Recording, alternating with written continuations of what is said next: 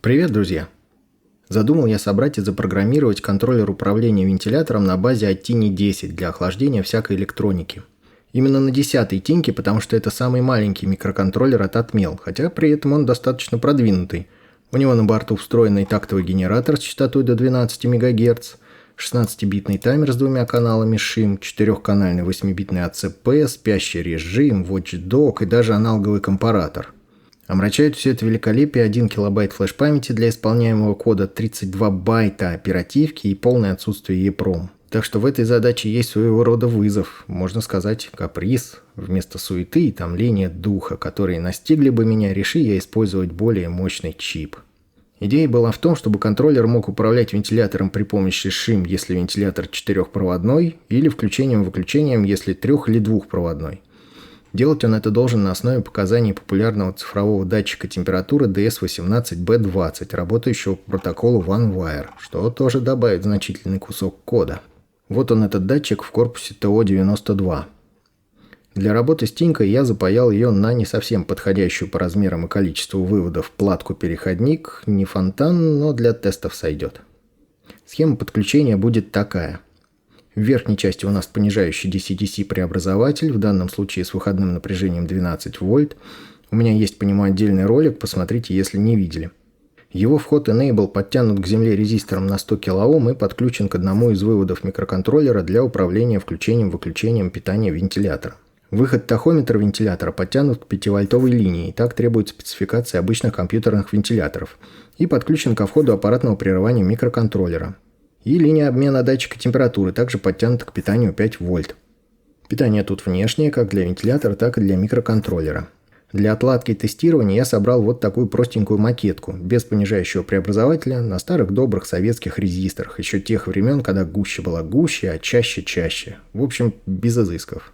Код решил компилировать и отлаживать в обычной Arduino IDE. Для такого небольшого проекта ее более чем достаточно. Чтобы работать с 10-й тинькой, надо поставить в нее соответствующее ядро, ссылочку я оставлю в описании. Прошивал контроллер я китайским USB ASP, который в свою очередь тоже пришлось прошить при помощи отдельной Arduino, иначе он отказывался работать с Tiny Programming Interface, TPI.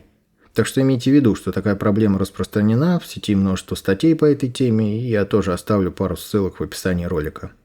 Подключается программатор к контроллеру по схеме, которую вы сейчас видите на экране. Обратите внимание, что если у вас к контроллеру подключена какая-то периферия или тем более подтяжки на линию питания или землю, то скорее всего их надо будет отключать, чтобы нормально прошить контроллер. Более того, у меня контроллер не хотел прошиваться даже с подключенным к одной из ног осциллографом, хотя казалось бы. Не буду вас утомлять рассказами о том, как героически я писал код, давайте лучше сразу пройдемся по результату, чтобы был понятен алгоритм и вообще по какой логике все это работает. Первая очень важная секция с константами. Поскольку микроконтроллер может работать на частоте до 12 МГц в зависимости от напряжения питания и значения калибровочного регистра тактового генератора, нам надо выбрать такую частоту, которая будет наиболее удобна для расчетов. В большинстве даташитов на вентиляторы указана желательная частота ШИМ в 25 кГц. Кроме того, нам надо обеспечить достаточно точные паузы длительностью от нескольких единиц до нескольких сотен микросекунд, необходимые для формирования импульсов по OneWire. Получается, что нам удобнее всего будет выбрать частоту в 10 МГц. Тогда мы легко сможем установить частоту ШИМ на 25 кГц, верхний предел таймера в этом случае будет равен 400. Получается 10 МГц делить на 400, как раз 25 кГц. И также будет легко считать паузы, у нас получится, что 10 тактов процессора равны 1 микросекунде.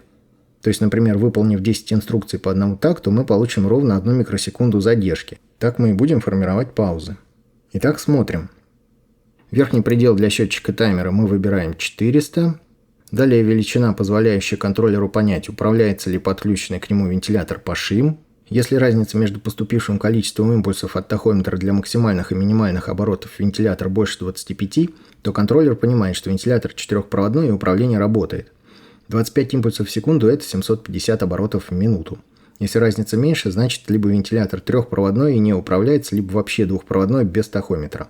В этих случаях контроллер будет управлять вентилятором посредством включения-выключения степ-даун преобразователя. Следующая константа – это минимальное количество оборотов для контроля режима управления по ШИМ. То есть контроллер постоянно проверяет, вращается ли вентилятор. Как правило, управляемые вентиляторы должны вращаться на минимальных оборотах, даже когда коэффициент заполнения ШИМ на управляющем проводе равен нулю. Если вращения нет, то контроллер попытается раскрутить вентилятор. Он выполнит 10 попыток, и если вентилятор не раскрутился, то перейдет в режим управления включением-выключением. Время раскрутки и остановки вентилятора 4 секунды и время измерения оборотов 1 секунда. Дальше настройки температурных режимов. Датчик DS18B20 возвращает значение, измеряемое в 16 долях градуса.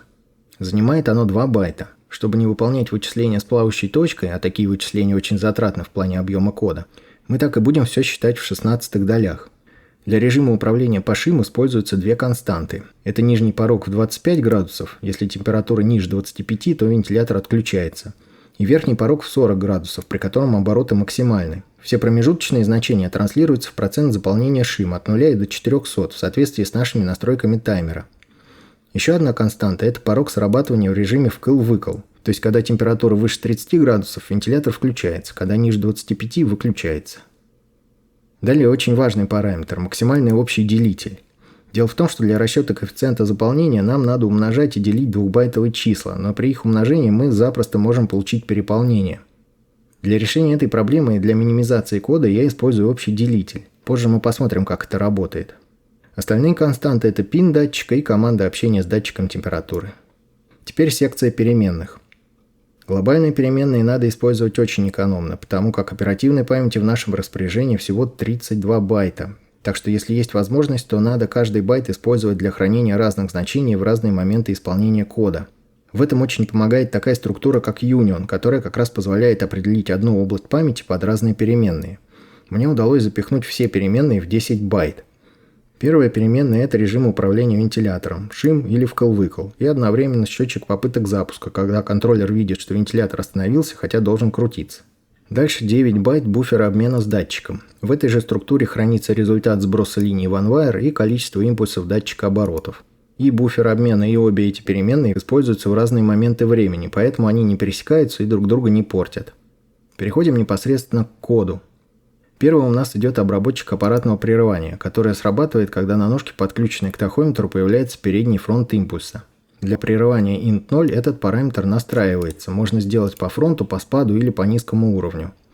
Мы также можем использовать прерывание pin-change на любой из ножек микроконтроллера, но оно срабатывает при любом изменении на ножке и имеет задержку в 2-3 такта. Обработчик должен просто выполнить инкремент двухбайтовой переменной, и вначале я его сделал одной сишной строкой. Но потом, когда я оптимизировал код, выяснил, что компилятор добавляет несколько лишних push-pop команд, которые крадут флеш-память и оперативку. Так что я решил сделать обработчик сразу на ассемблере. Выяснилось, что эта проблема известная, и вроде как ее даже можно решить обновлением компилятора, но мне было проще сделать так. Дальше по коду идет инициализация микроконтроллера. Тут у нас настройка тактовой частоты. Мне надо было, чтобы устройство работало при напряжении питания 4,95 вольта на частоте плюс-минус 10 МГц. Для этого подошло вот такое значение калибровочного регистра. Если кто-то смотрел мои предыдущие ролики, то он, возможно, уже догадался, что я хочу использовать этот контроллер для охлаждения своего осциллографа. Напряжение питания на 5-вольтовой линии, в котором как раз 4,95 вольта. Настройка таймера на ШИМ с частотой 25 кГц. Настройка выводов. PB0 – это первая ножка, будет выходом ШИМ. PB1 – третья ножка, будет общаться с датчиком температуры. PB2 – четвертая ножка, отвечает за прерывание int0, то есть за прием показаний тахометра. И PB3 – шестая ножка, будет управлять включением-выключением DC-DC преобразователя. Настройка аппаратного прерывания int0. И далее тестирование вентилятора. Вначале включаем его на максимум, ждем 4 секунды, пока он раскрутится. Для крупных вентиляторов можно это время увеличить. Потом 1 секунду измеряем обороты, сбрасываем на минимум и опять ждем 4 секунды и измеряем.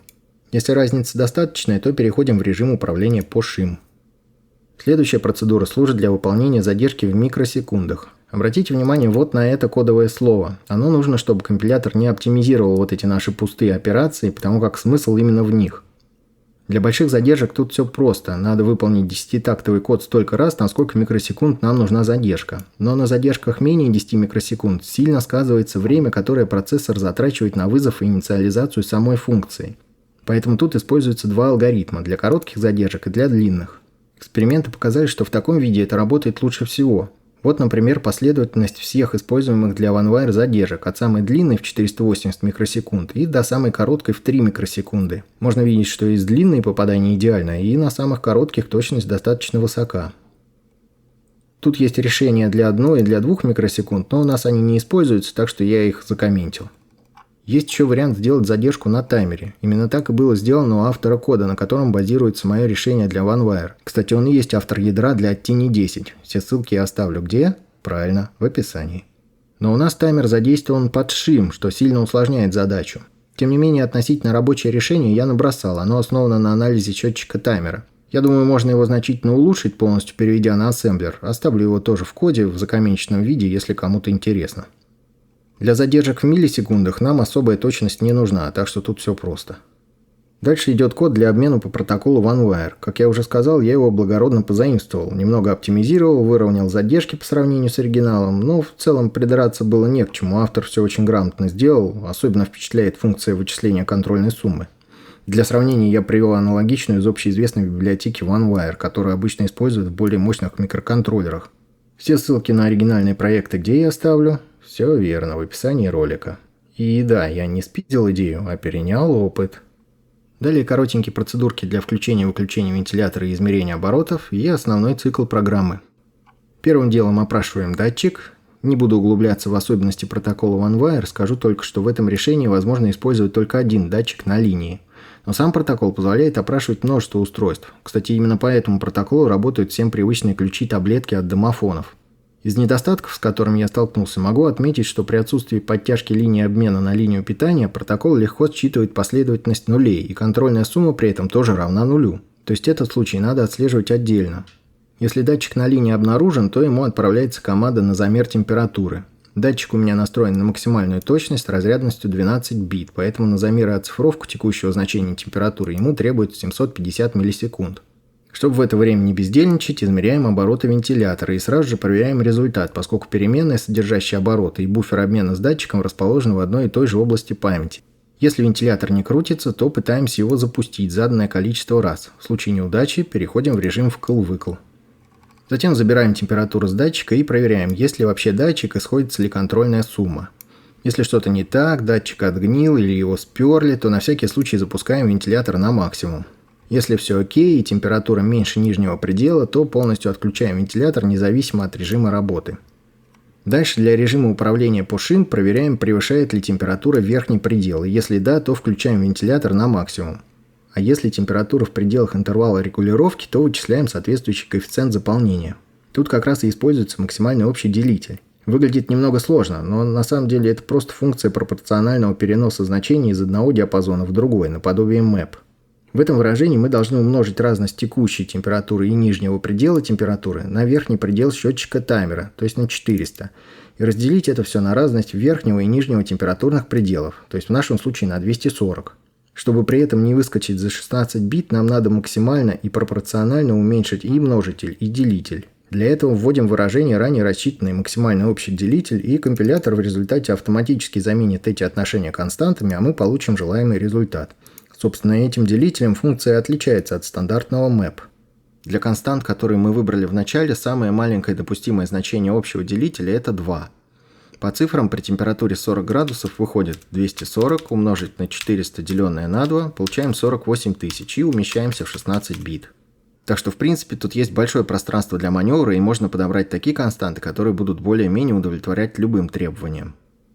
Это все относилось к режиму shim. В режиме вкл-выкл проверяется температура на предмет превышения порога срабатывания и если надо включается вентилятор. Вот собственно и все, что касается кода. Я дезассемблировал получившийся бинарник, команды я тоже оставлю в описании, и изучил код на предмет эффективности и компактности. Как раз так я и обнаружил странности в коде обработчика прерывания. В остальном компилятор сработал отлично. Для максимальной оптимизации объема кода лучше всего подошел ключ O2. Во многом компактности кода способствует 16 регистров общего назначения, благодаря которым получившийся код почти не использует стэк. Ну и у нас еще осталось 94 байта флеш-памяти для каких-то мелких улучшений. В целом я очень доволен, что удалось запихнуть этот код в 1 килобайт. Это было непросто, но все получилось и вроде как даже работает. Давайте теперь перепрошьем единственный в этом контроллере fuse byte, чтобы была возможность задействовать шестую ножку чипа.